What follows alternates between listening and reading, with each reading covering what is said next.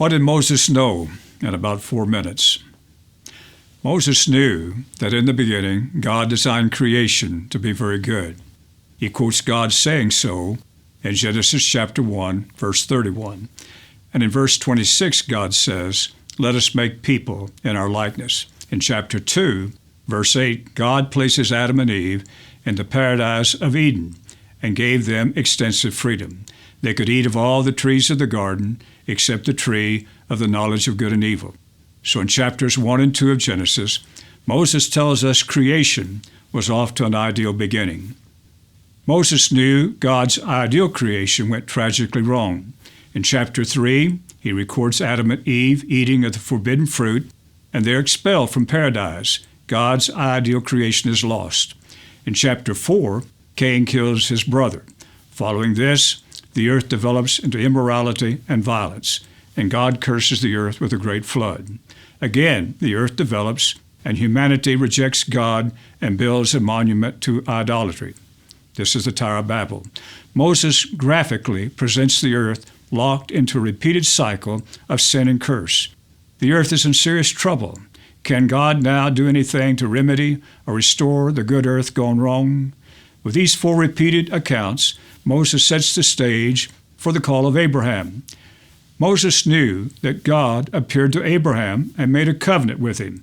This is in Genesis chapter 12, verses 1 through 3. There are 7 aspects to the covenant, but 3 are primary. These 3 primary aspects will be repeated 4 more times, twice to Abraham in chapters 18, verse 18, again in chapter 22, verse 18. The covenant is confirmed to Abraham's son Isaac in 26:4, and then to his grandson Jacob in 28:14.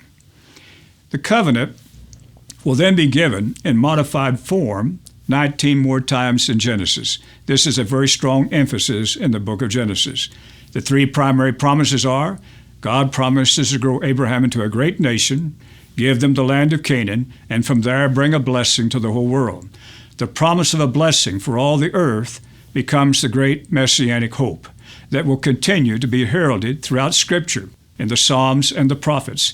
It is this hope that propelled Abraham onto the divine pages of Scripture. This hope is the essence and purpose of why God raised up Israel. Abraham's and Israel's faith was more than just a belief in monotheism. Moreover, it was that the one true God had a plan to redeem fallen humanity. This is the great messianic hope. Moses, the great lawgiver, knew that as a result of Abraham's faith, God declared him to be a righteous man. In Genesis 15:6, Moses says, Abraham believed what God promised in the covenant, and God accounted it to him for righteousness. Abraham's faith was substantially more than just a theoretical belief. His belief in a coming world blessing compelled him to leave his family and go in search of the land where God would do this great thing for humanity. Without this messianic hope, Moses and the Bible has no eternal value. Israel loses the essence that brought it into existence, and Christianity is without a redemptive message for the world.